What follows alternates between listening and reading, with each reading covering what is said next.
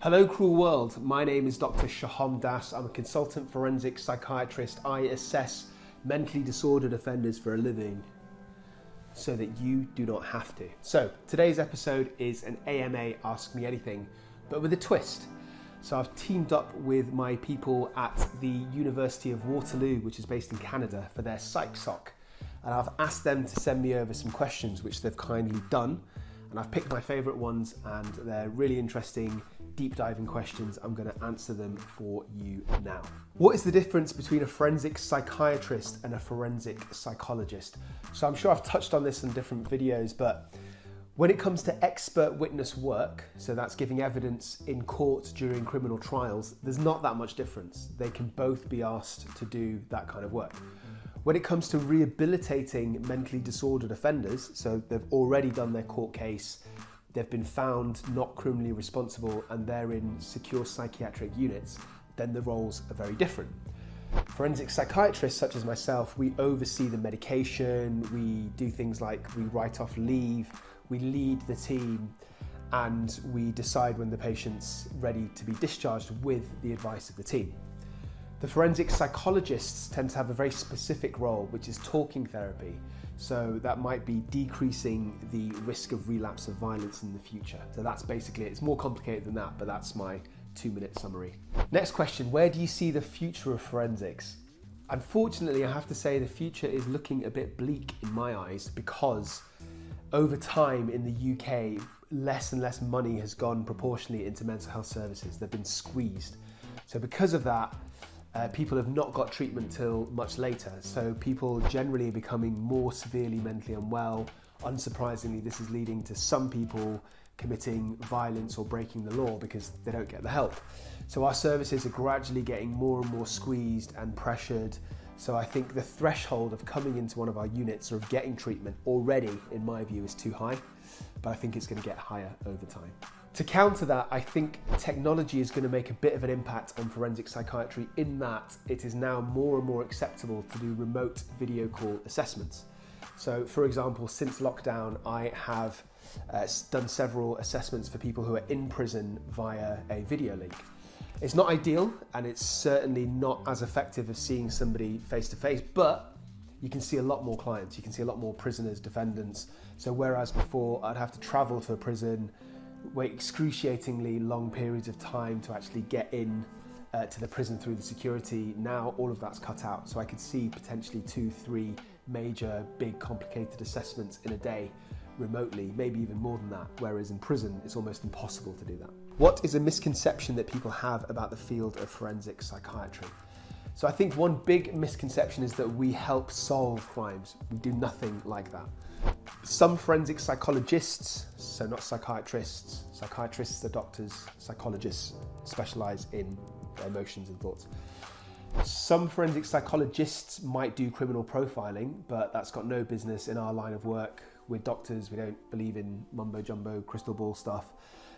So we don't do that. We don't interview suspects like on murder trials, etc., etc. We're all about rehabilitating people to decrease their risks if they have a mental illness after they've committed their crime, not telling you who killed who. Next question, what do you love most about your job as a forensic psychiatrist? Honestly, I think that most of the stories, most of the cases I see are fascinating. So I'd go even further to say they're so interesting that I've become kind of dulled to them. So I might, in a typical week, see 3 defendants who've killed or committed arson or some sort of serious sexual assault, and they have these really fascinating backstories, usually with trauma, witnessing domestic violence as a child, drug and alcohol use. So the kind of things that the average person might think is absolutely fascinating still is fascinating to me, but I see so many of them that I kind of become inured to a degree. So yeah, the backstories of my patients are almost always interesting. In Canada, people can be deemed not criminally responsible on account of mental illness, which is where forensics comes into play.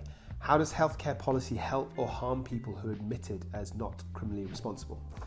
So I guess that's the equivalent of the British not guilty by reason of insanity plea. The question was, how does healthcare policy help or harm? I've only ever thought of our system, our forensic psychiatry service, as helping people because Some people who are extremely unwell say they're hearing voices or they're very paranoid. A good example is a video on my channel, which you should check out, about my most extreme case, an 18-year-old girl called Yasmin, not her real name, was psychotic and killed her 2-year-old nephew because she was suffering from delusions. So our services pull people away from facing a lifetime of prison incarceration and not having their mental illness treated to long-term treatment in hospital, eventually patching them up so that they can live a productive life in the future. So that's how we help them.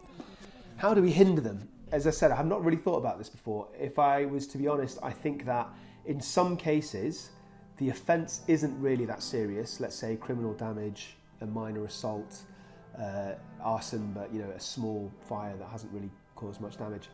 But the hospital admission can be quite long. If the mental illness is serious, if our medications don't work particularly effectively, if the patient is a bit aggressive or can't stick to boundaries on the ward, sometimes they can be admitted on our wards for years. So I suppose arguably had they not done that one act, they still would have been out in the community. I suppose the counter argument is they could potentially be dangerous. I suppose you never really know, but I think there's a balance there. And although the vast majority of people we help, I think it's only fair to acknowledge there are some people that are probably on the other end of that balance, of that spectrum. How do you assess a patient's recidivism risk? So recidivism is reoffending. So how do you assess somebody's risk of reoffending? I could talk about this for hours, but if I was going to boil it down to its simple part, I would say you look at historical factors, current factors, and future factors. So historical factors are things that you obviously can't change, but they still let you know if somebody's high risk. So history of violence, being exposed to violence, having criminal peers, like growing up in a criminal family, or being a member of a gang, or substance misuse, or a previous serious mental illness are all massive risk factors for future violence.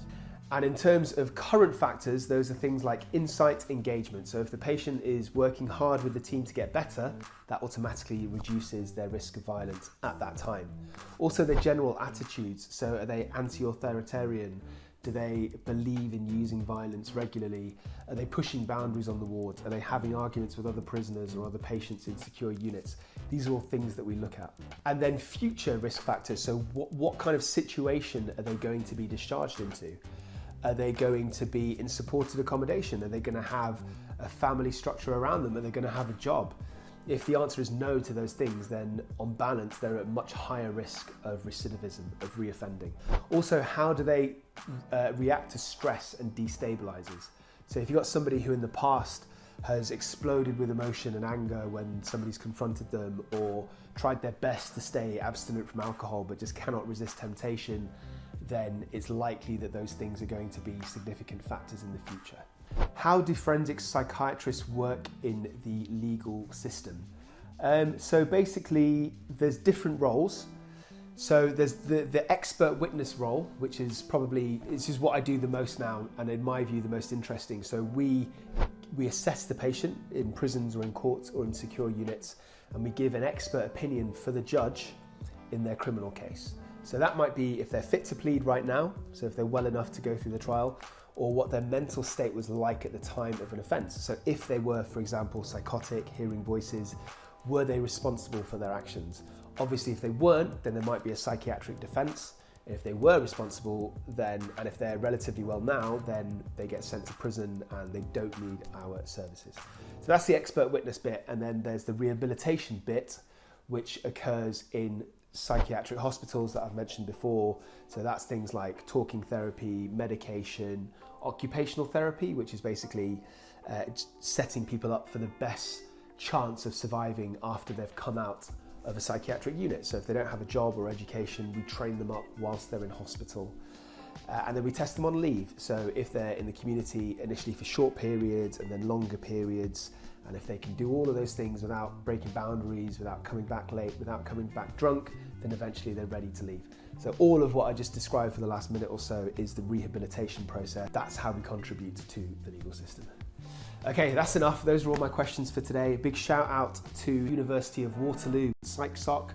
So as far as I'm aware, it's like a society for psychology majors where people come together, they discuss cases, they discuss assignments, they promote each other's work.